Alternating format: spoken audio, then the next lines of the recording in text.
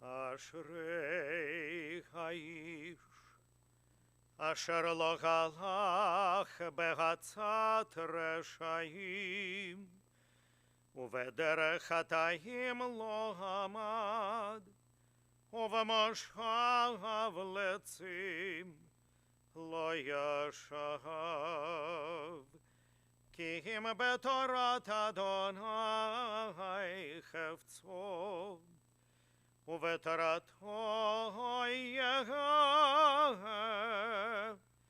יומם ולילה והיה כעת שתול על פלגי מים אשר פריו ייתן ביתו והלכו לא ייבול וכל אשר יעשם יצליח לכן הרשעים כי אם כמוץ אשר תדפנו רוח על כן לא יקומו רשעים במשפט וחטאים בהדת צדיקים כי יודע אדוני דרך צדיקים ודרך רשעים תאבד.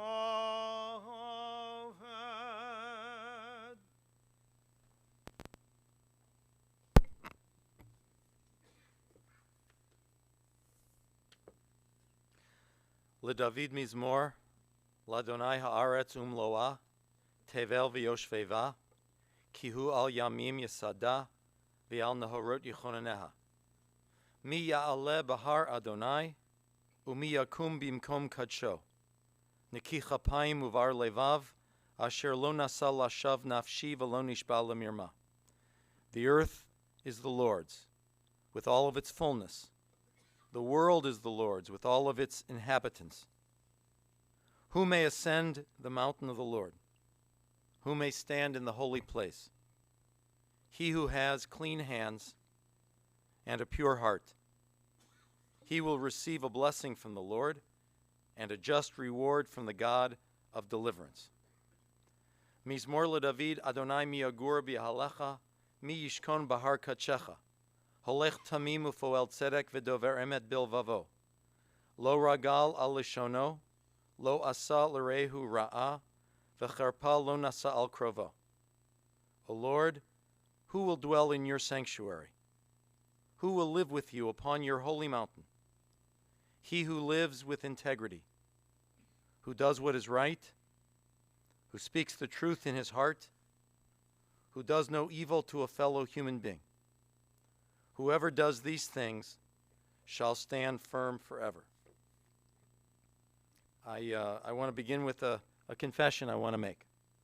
You know how in a lot of yearbooks, high school yearbooks, they have things like who's the friendliest student, who's the most athletic, who's the cutest couple. Conrad and Renee were always my choice for cutest couple at Park Synagogue. They were. But it was more than being cutest couple. There was a flair in the two of you as a couple. There was a flair to your husband that undoubtedly attracted you to him. It was many things. It was the way he dressed. It was the way he spoke and the way he handled himself. It was his smile. He had a great smile. It was really a grin. It was his voice. It was a strong and a forceful voice, but a caring voice. It's a concerned voice and a conscientious voice. He was passionate. He was smart. He was motivated. He was distinctive. He was a distinctive man. He just had kind of a swashbuckling way about him. He cared about things. He was ready to swoop in to solve problems. He was just a colorful way about him. Kind of a cross between Errol Flynn and Omar Sharif, a little bit of Omar Sharif. Maybe a little Judah Maccabee mixed in. He had wonderful parents, and he was adored by them, his loving sister Joan, a good friend to our congregation over many years. And he was always kind, Renee, to your family and to your parents as well. And you two, when you were in shul, there was an obvious and a delightful chemistry between the two of you. You were so alive together. You were vibrant together. You know, some people live their lives, so to speak, in black and white. You two lived your lives in living color. Your husband was well-read. He was well-versed, college and law school, the first United States trustee, and he was comfortable with who he was. As an attorney, he spent many hours representing those who could not stand up for themselves, the underdog, the one who needed help.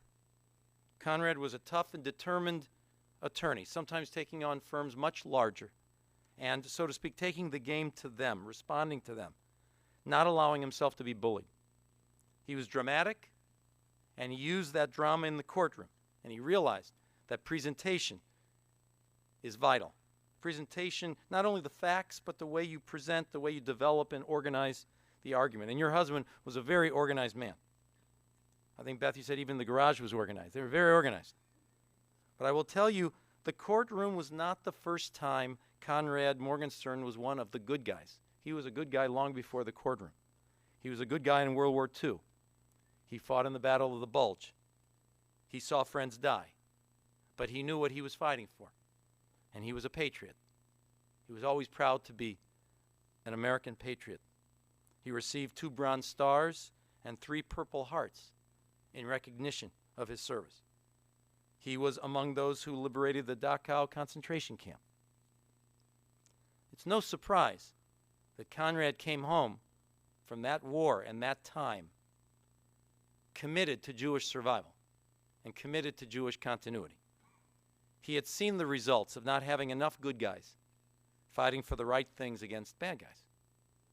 Jewish continuity and survival was a value you and he shared. And you two did your part. You had 4 kids, 4 children to continue the Jewish people. You know, some have suggested that every family, Jewish family, should have 4 kids to double the population. I told you Conrad not only spoke about issues, he wanted to act on them, and he did. You two had first met when you were still in high school. He a few years older, 6 years older, but you became more directly acquainted some years later when you were between junior and senior years in college, and Conrad asked you out. He proposed a year later as you sat on a love seat in your home. Very romantic. Ultimately, you went to grad school, and then, of course, you started your family. All 4 of your children, you know that your father always had your back, that he cared about you, that he took time to be with you. And he was a lot of fun as a dad. He could be quite erudite one minute and quite mischievous the next. He valued his time at home. He would be home at 6 o'clock or the latest 6:30 every night. The constancy of being together, you could count on it. There would be family time. Renee, you would ensure that Conrad would be welcomed in, and when he got home, even catered to. Your kids learned from you and Conrad many things. But one thing was you two taught your kids how to love, how to give and receive love, how to make the home a warm and a welcoming place. You and Conrad were social people. You liked being with people. You enjoyed going out with your peers, but you always knew that it always starts with the home. Love starts at home, and warmth starts at home, and kindness starts at home. Your kids grew up knowing that you two were in love and just feeling that chemistry, feeling the security that comes from living in a supportive and a loving household. And it was natural for the two of you. It was instinctive. And you brought that warm feeling into Jewish observances and Jewish life. You gave your children a feeling of joy about Judaism that they never lost. Shabbat was such a feeling in your home, joyful and meaningful and welcoming. And each of your kids have taken that feeling and developed their own way of belonging to Judaism. But they took it all from that example of having you with an open door and open arms. You taught your kids the value of tzedakah, the value of generosity, the value of community, and of course Zionism. Conrad's dad had been an ardent Zionist. Conrad preserved that belief. He was an ardent Zionist, national vice president of the ZOA and president locally. Conrad believed deeply in Jewish education, the importance of education in general, but he really prioritized a quality Jewish education. His love for Yiddishkeit was never ending. He was involved in Jewish National Fund and Cleveland Hebrew Schools, Cleveland College of Jewish Studies. Shabbat with you, Beth, and Alan and your family was something your parents looked forward to with great delight. Conrad used to say he lived to come to your house for Shabbat. You know, in the movies, it's the man in the white hat who you know is the good guy. I don't know what hat Conrad preferred, but he was the good guy.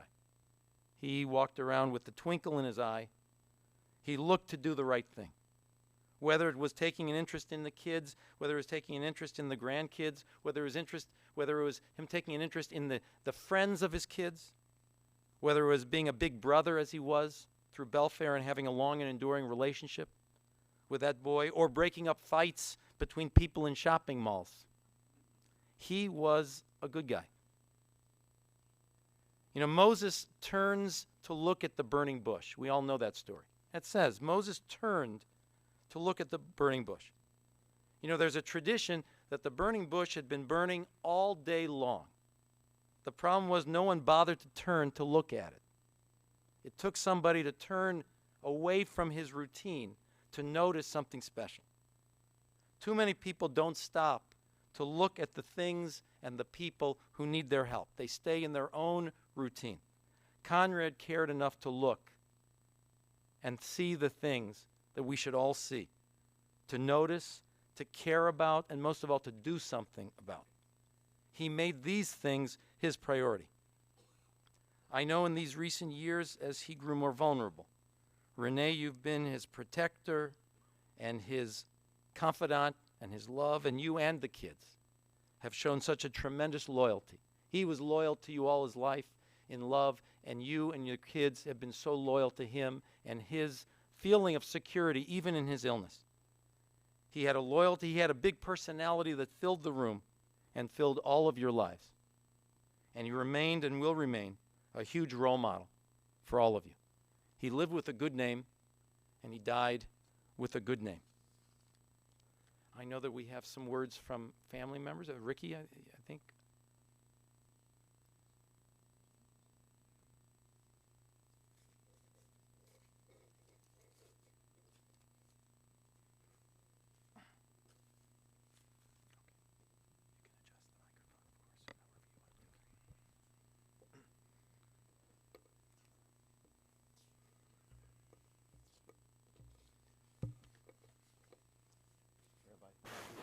For articulating to me many of the lessons that stories that sort of summarize who my dad was and how his memory, I think, deserves to be treated.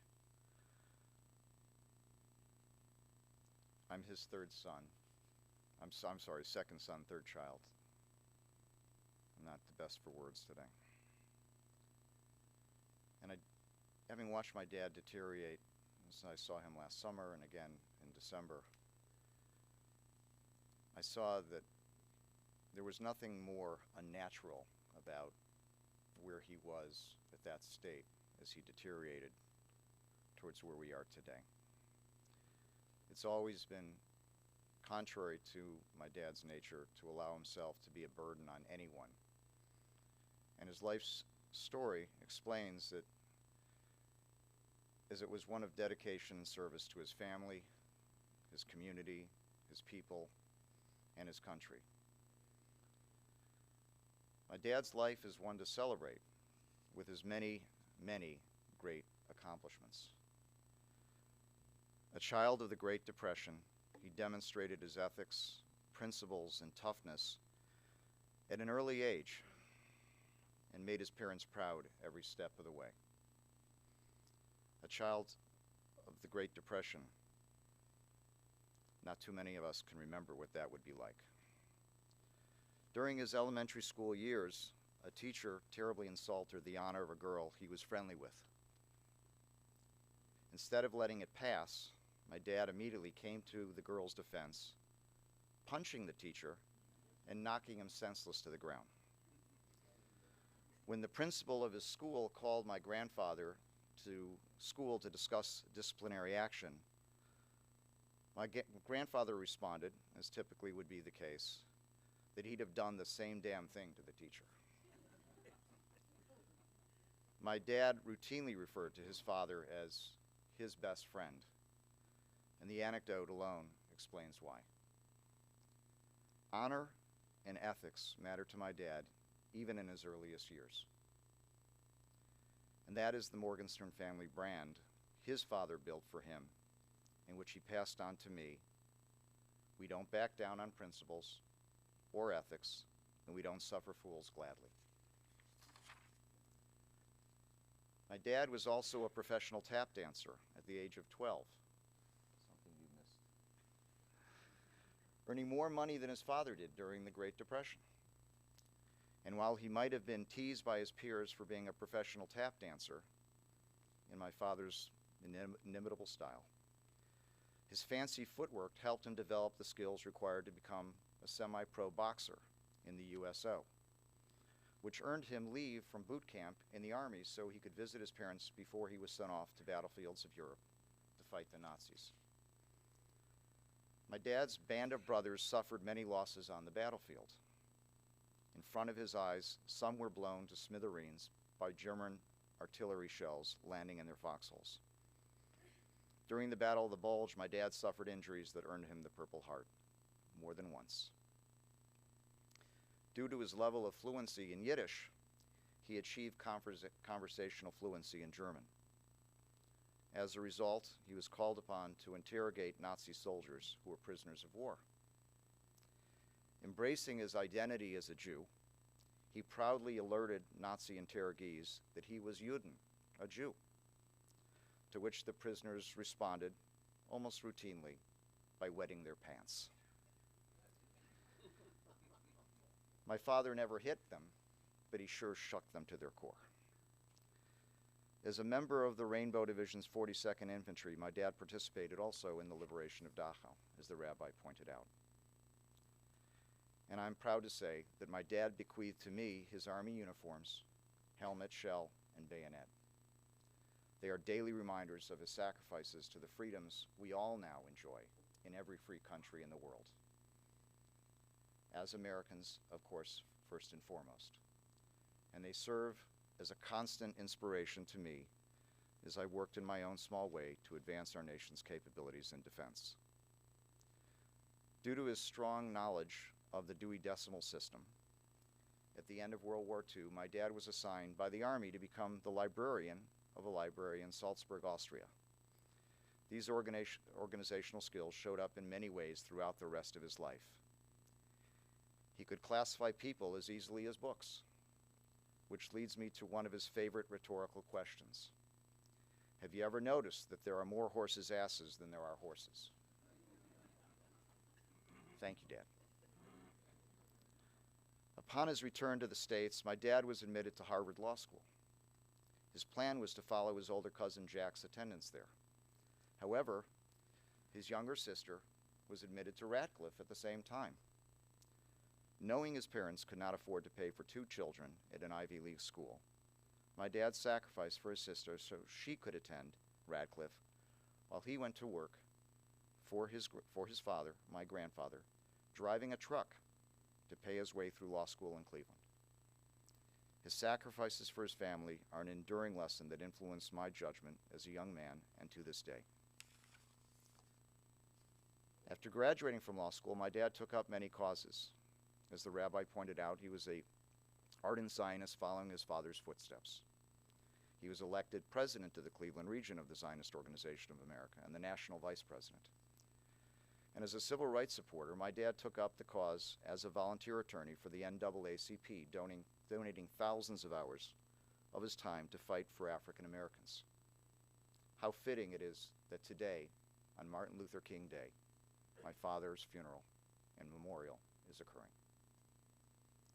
Along those paths, he became a friend of Senator Hubert Humphrey and House Minority Leader Gerald Ford, whose signed photos and personal letters to my dad hang proudly in his office. My dad's bona fides as a supporter of the underdog, whether in elementary school or as an adult, are unquestionable. My dad also helped protest the war in Vietnam by helping draftees avoid service. He was one of the enlightened few who could see the difference between a war of choice and a war of necessity, having bravely fought and bled in the latter. As his legal career blossomed, he formed an insurance company that he took public on in his capacity as general counsel and as a board member. He also served on other public company and philanthropic boards in an illustrious legal career that led him to even bigger and far more important achievements due to his outstanding reputation and unquestionable ethics. My dad's crowning professional achievement was his election by President Reagan to become the U.S. trustee for Ohio and Michigan, the largest jurisdiction of 19 in the U.S. It's kudos to my brother Jonathan for identifying this high-level government opportunity that was the perfect fit for my dad's exceptional legal acumen and noble character. My dad's actions as U.S. trustee broke new ground in bankruptcy law, ensuring transparency by allowing leveraged buyouts to be challenged as fraudulent conveyances. His accomplishments are now referenced in U.S. Supreme Court case law. How many attorneys can claim that honor? Upon retiring from government service, my dad then pursued a career as an investment banker. He never would retire. And his expertise in bankruptcy restructuring law was called upon by his firm, which was recognized as a top national deal maker by turnaround guru Wilbur Ross, the incoming U.S. Secretary of Commerce. And while most of his contemporaries were long into their retirement, by their 80s, my dad, believe it or not, was still updating his resume in 2013. I kid you not. How many 88-year-olds think about such things unless they've retained mental faculties to handle the work? My dad was mentally sharp until nearly the end of his days. My dad's greatest accomplishment of all, though, is his marriage to my beautiful and talented mother. Their marriage withstood many years of challenges, and to this day, my parents remain deeply in love. Their love will last beyond their years on earth and to eternity. As an elementary school student, I doubt I was aware of all my dad's great accomplishments. But I began to believe he must have had many when he returned from work one day in his business suit and demonstrated he could kick a football over our two-story home without fear of breaking a window or touching a roof tile. He was forever my hero before and surely after that athletic feat. But most important of all of the lessons my dad carefully taught me, they are the following, and they're all worthy of passing on. Stand up to bullies and support the underdogs. Never, ever shy from that duty. It takes a lifetime to build a good name, but a single act can destroy it. A good reputation is not only everything, it is the only thing. Avoid relationships and business dealings that create the appearance of impropriety and the shame it brings. Written agreements are only as good as the integrity of the people who sign them. My dad taught me this lesson as a tribute to the father of my dear friend, a longtime business partner, Mark Milstein, who's seated here today. His father, Carl, conducted business with my dad's clients. Carl routinely signed incomplete agreements on paper napkins, but he always performed fully on the expectations of my dad's clients. Carl was a man of his word, and his word was his bond. And my dad made sure I knew that was far more important, a thing to remember about Carl's enormous success. And above all else, ethics trump profits, always. Should there be any doubt, my dad has always been my moral compass as well as my hero. And I had the great pleasure of being able to share this with him. His inspiration led me to take 15 years of my life and sacrifice it toward a mission that can make the world a safer and better place. It is my dad's legacy of unbending ethics that I passed on with my wife to our beautiful children. They know the importance of preserving the Morgenstern family name as a Shem Tov and what it takes from the lessons their grandfather taught us all. I also know, now more than ever before, that it is my dad's giant shoulders upon which I humbly stand before you. Like Yosef, who saw his father Yaakov's face in the window, Yaakov ben Yitzhak, I will continue to see your face in every window the rest of my days.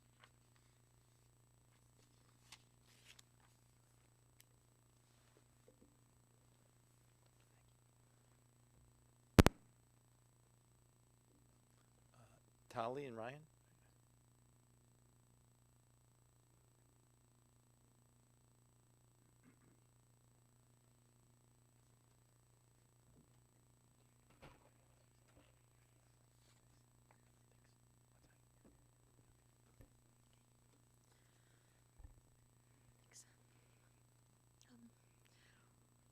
So most little girls grow up with love stories in books and movies, but I got to see the real thing in my grandparents' relationship.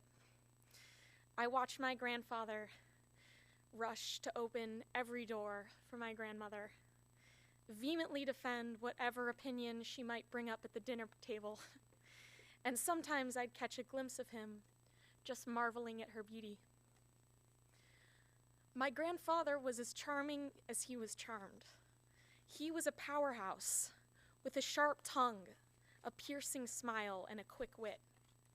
He applied these traits to sticking up for those in need, as we've heard, and upholding his values, one of which was his commitment to setting aside Friday nights to celebrate Shabbat. I have the privilege of having so many memories of sitting across the Shabbat table from him with my grandmother by my side, where the limitations of Shabbat constructed a unique environment that really brought out our best selves. And that's how I'll remember my Mampa. He had so many epic stories, and he rarely discussed his time in the army. But he served this country, as we've heard, and was decorated for his efforts. Instead of sharing heroic stories, he focused on bits of advice that were hallmarks of his humor, saying that whenever a volunteer was needed, he would dig his hands deeper in his pockets than ever before. He would then ask my brother and I to show him how deep we could dig our hands in our pockets to avoid volunteering. The joke is even better, knowing how many ways he would leap to support a greater cause. He was, as we've heard, a big brother, a devoted Federation volunteer, devoted to the Cleveland Jewish community. He was devoted to the ZOA, as we've heard. He was the bankruptcy trustee over Ohio and Michigan under both President Reagan and Bush. And among other amazing contributions, he was devoted to the cause of loving my grandmother and building a family. So he was devoted to these big causes, to the Jewish people, to the U.S. the U.S. justice system, and to our community. And he devoted himself with that fire and flair that defined his personality. And I feel very, very lucky to have known him and maybe have a spark of him in me. And I know I won't forget the kind of gentleman he was.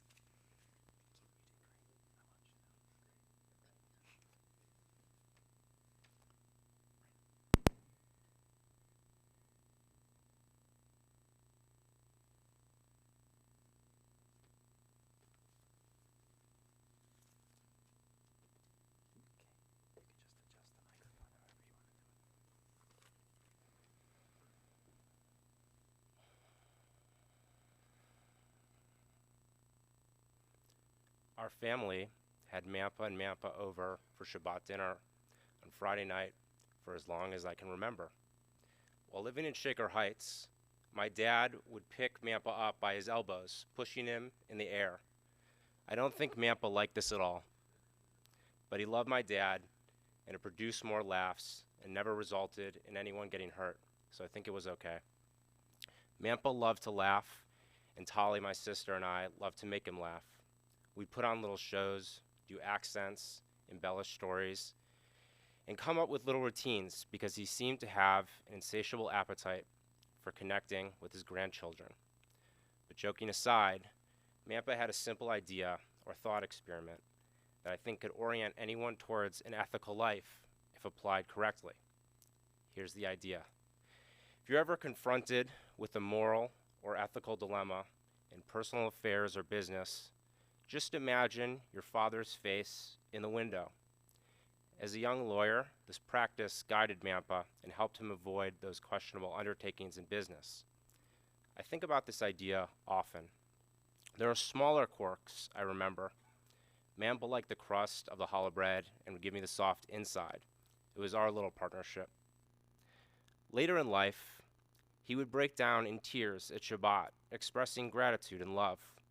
Gratitude for Mama, gratitude for family, gratitude that Shabbat could bring us together, and gratitude to be alive.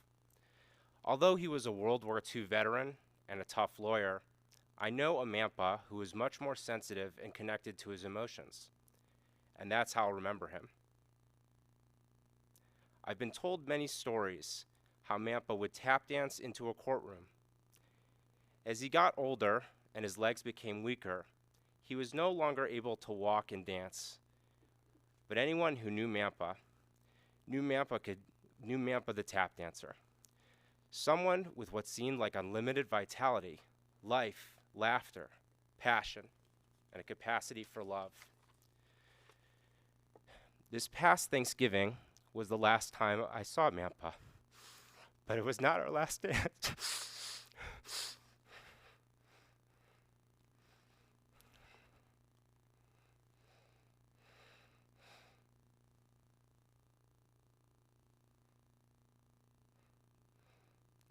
He'll be happy when our family, Tali, me, Mom, Dad, cousins,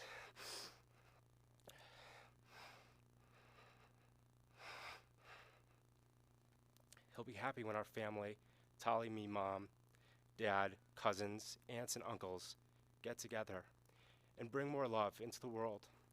When that happens, which it will, I'll make a small adjustment to his recommendation, and I'll imagine my grandfather's face in the window, smiling and dancing.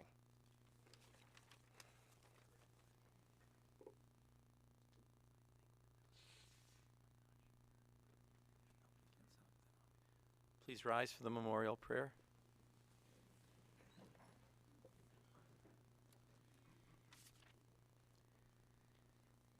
Eile malei rachamim, shochayne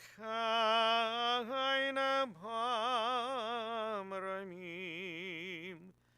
hametzem enochanechonon, tachat kanefei ashchina,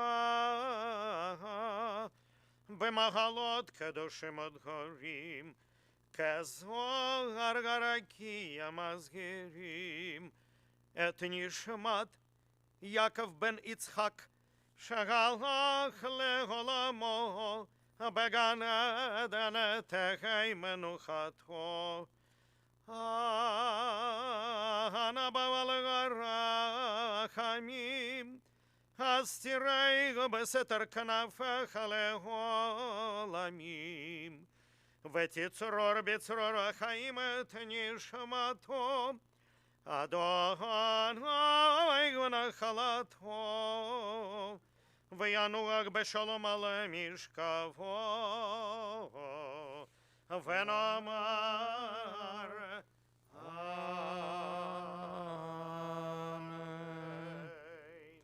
May we remember all of the worthy and the righteous deeds that he performed while in the land of the living. May his soul be bound up in the bonds of eternal life. May he rest in peace. And we all say Amen. Let's be seated, everyone. We want to offer our condolences to Renee, to Jonathan, to Margot and Yoram, to Richard and Phyllis, to Beth and Alan. We want to offer our condolences to Sister Joan and to the grandchildren, Michael, Brett, Adam, Elon, Danielle, Max, Alana, Ryan, and Tully. The family will be receiving for visitation throughout the week. Let me announce those hours at this time. Tonight, the visitation is private. Shiva is private tonight. Tomorrow, Tuesday, hours 1 to 4 p.m. at the Wiggins Multipurpose Room on the second floor. Wednesday, again 1 to 4, again the Wiggins Multipurpose Room. Wednesday evening at the Kuehl Home from 6:30 to 9. Thursday evening, again, 6:30 to 9 at the Kuehl Home. And Friday morning at the Kuehl Home from 9 a.m. to 12 noon. We are going to pause for another moment to arrange the processional to move now to the burial spot. Please remain in your seats another moment. However, pallbearers should now come forward.